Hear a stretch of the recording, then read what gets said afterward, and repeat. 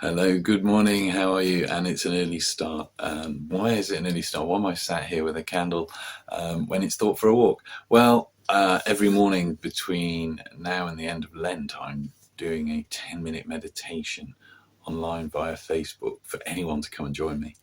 And I've just finished. So that's why we're here. And I thought, whilst I'm here, before the day starts, got quite a bit on, I'd share that thought.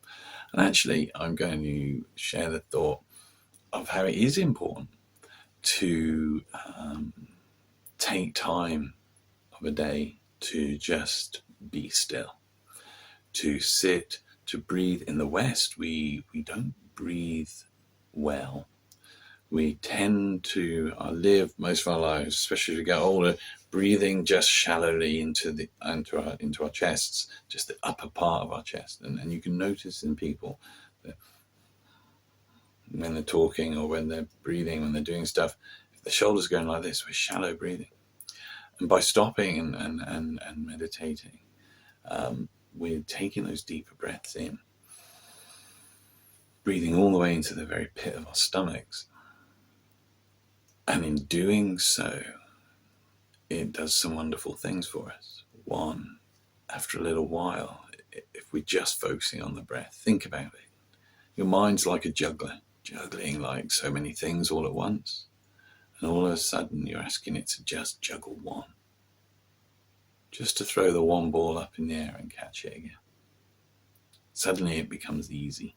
Suddenly the mind has so less to do. And, at the end of the day, the brain is like a muscle. And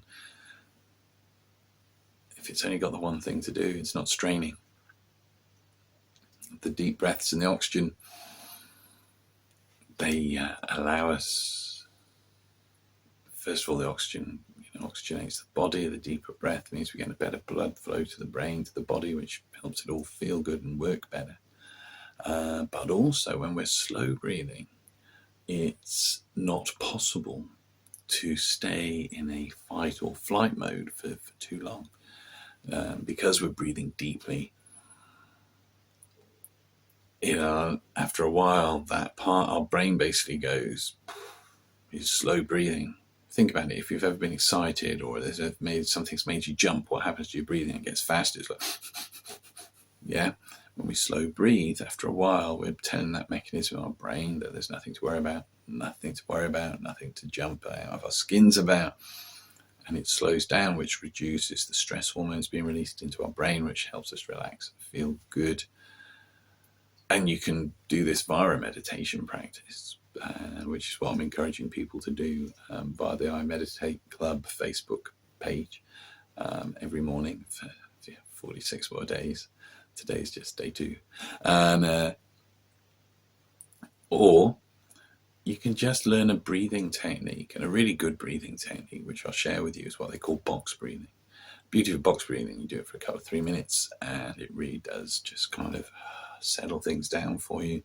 And also, it's you can do it anywhere. You can be in a queue, you can be stuck in traffic waiting, and you can practice this anytime. And the more you do it, like any exercise, the more you get from it. And box breathing is really simple. All you're doing is you're breathing in for a count of 4, holding it for a count of 4, breathing out for a count of 4, and holding it for a count of 4, and then you just repeat it for a couple of 3 minutes. You do that for a couple of 3 minutes, and you will feel so much more settled, so much calmer. But you also feel energized.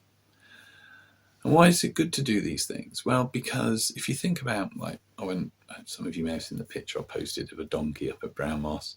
If you think about it, when I went up there, the water there was so clear, so still, and it reflected beautifully. The sky was breathtaking. In fact, if you saw the Thought for a Walk video, you'll know how taken I was by it. But as well as that reflection, there's the underneath. So when you get out of the light and you can see into the water, it was so calm and still, you see all the way down.